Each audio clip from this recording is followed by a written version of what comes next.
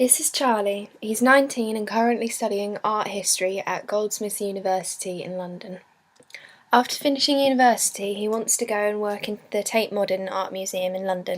He enjoys going out to cocktail bars with his friends and going to see gigs and also going to independent cinemas. His favourite TV programmes are Misfits, Fresh Meat and The Big Bang Theory. He tends to listen to music such as The Foals, Blondie and other bands along the lines of that. Like, he likes music which is from the 80s and from modern day indie music. He's currently living in Camden with his two best friends. He's usually very quiet when meeting new people as he doesn't like opening himself up too quickly, but once he gets to know his friends, he's really open and quite loud.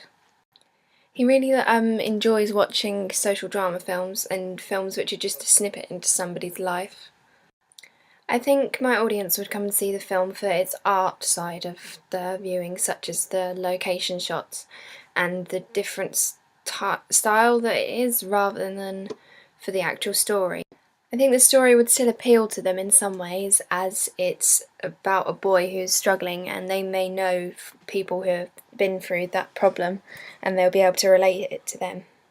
I also think that my film is styled in a different way. It's as if you are the person at some points, as if you are looking out for it, which has been done in other films before, but as it's showing him blogging throughout his for a year or so, the audience really gets to know the character on a familiar basis, and they can also probably relate to some of the feelings. Even if they aren't struggling with their sexuality, they can probably relate to some of the feelings of a normal teenage struggle.